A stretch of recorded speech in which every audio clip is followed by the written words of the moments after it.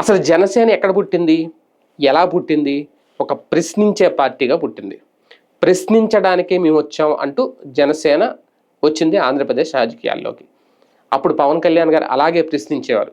అప్పట్లో జగన్మోహన్ రెడ్డి గారిని ప్రశ్నించారు, చంద్రబాబు నాయుడు గారిని ప్రశ్నించారు, కేంద్రాన్ని కూడా ప్రశ్నించారు, నిలదీసేవారు. అప్పట్లో స్లోగన్స్ అయ్యే కదా, నిలదీస్తాం, నిగ్గదీస్తాం, ప్రశ్నిస్తాం, పోరాడతాం అనేది.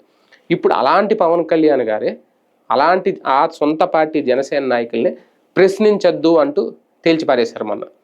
అంటే ఒక రకంగా ఒక sweet and salt and strong warning ఇచ్చారు జనసేన నాయకులందరికీ. ఎందుకు అంటే ఆయన చెప్పింది ఫాలో అవ్వాలి తప్ప మీరెవరూ నన్ను ప్రశ్నించొద్దు, మీరు ఇలా ఎందుకు చేస్తున్నారు, అలా ఎందుకు చేస్తున్నారు, మీరు ఇలా చేయొచ్చు కదా, తమిళనాడులో విజయ్ గెలిచాడు, మనం అలా చేసుంటే మనము గెలిచేవాళ్ళం కదా, అంటే ఇలాగ అంటే ఎవరు ఇష్టం వచ్చినట్టు వాళ్ళు మాట్లాడేస్తున్నారు అనేది ఆయన చెప్పాడు. అదే నేపథ్యంలో నేను అధినేతని, నేను జనసేనాని అని మీరే పిలిచారు, నేను ఎప్పుడు దాని గురించి ప్రస్తావించలేదు, ఇప్పుడు చెప్తున్నాను జనసేన అని అన్నారు కాబట్టి నేను చెప్పినట్టు మీరు నడుచుకోండి.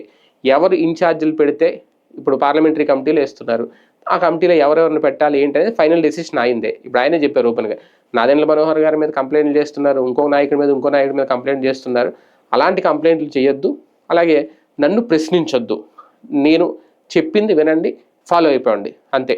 అలా ఇష్టమైన వాళ్ళే పార్టీలో ఉండండి, లేని వాళ్ళు వెళ్ళిపోవచ్చు. ఓపెన్గా బహిరంగంగా ఇచ్చేసిన స్టేట్మెంట్ ఆయన. అంటే ప్రశ్నించడం కోసం పుట్టిన పార్టీ, ఆ ప్రశ్నించడం నచ్చి ప్రశ్నించాలనుకునే వాళ్ళందరూ వచ్చి ఆ పార్టీలో చేరారు. ఇప్పుడు వాళ్ళందరినీ ప్రశ్నించొద్దు అంటూ వాళ్ళకి మౌత్కి క్లిప్పులు పెట్టేస్తున్నారు. మరి ప్రశ్నించకుండా ఉంటారా? అంటే పార్టీలో ఏం జరుగుతుందో అని చెప్పడం కూడా తప్పే, అలా చెప్పడం, అలా ప్రశ్నించడం కూడా తప్పే అని పవన్ కళ్యాణ్ గారు ఇచ్చిన స్టేట్మెంట్ కొంతమంది అయితే జీర్ణించుకోలేకపోతున్నారు. మరి ఇది భవిష్యత్తు రాజకీయాల్లో జనసేనకి నష్టమా లాభం అనేది ఇంకా వేచి చూడాల్సిన అంశం.